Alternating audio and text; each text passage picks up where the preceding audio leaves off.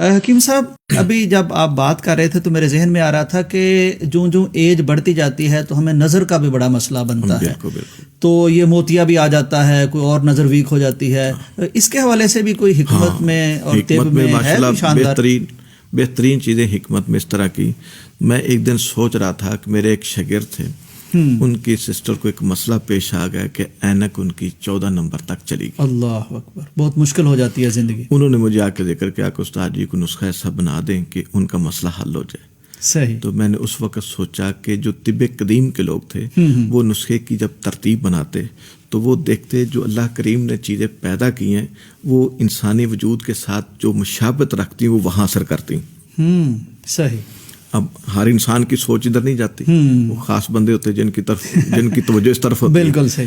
اب ایک نے سوچا کہ آنکھ کا مسئلہ ہے تو آنکھ سے مشابہت رکھنے والی کیا چیز ہے، تو انہوں نے دیکھا جو دیسی بادام ہے وہ آنکھ جیسا ہے. ٹھیک.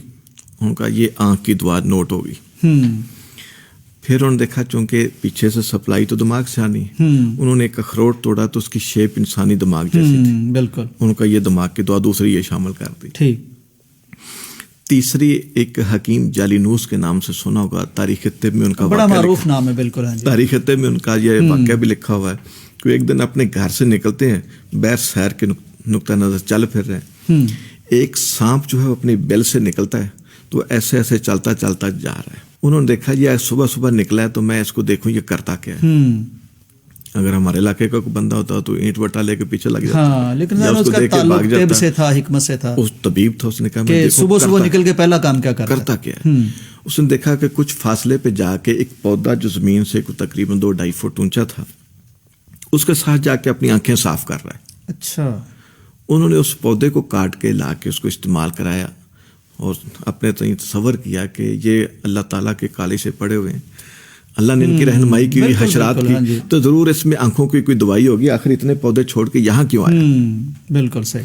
پھر اس چیز کو انہوں نے آنکھوں کے امراض پہ استعمال کیا، بعد میں بڑے سارے لوگوں نے استعمال کیا اور آج تک ہو رہا اور قیامت تک ہوتا رہے گا. اس کا نام رکھا سونف. اچھا. واہ، یعنی کتنی عام چیز ہے. اب آپ کے سامنے 3 چیزیں آ گئی، اخروٹ، بادام اور سونف.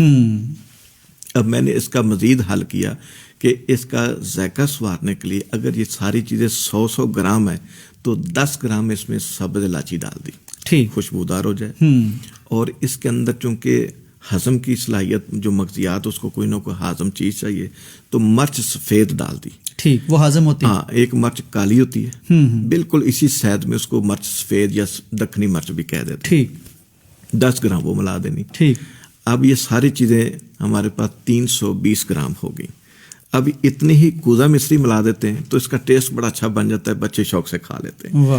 اگر یہ گھر میں ڈبہ بنا کے رکھ لیا جائے تو بچوں کو صبح شام کھانے کے ساتھ دے دیا جائے، ایک چمچ، اس سے بچوں کی نظر کمزور نہیں ہوگی.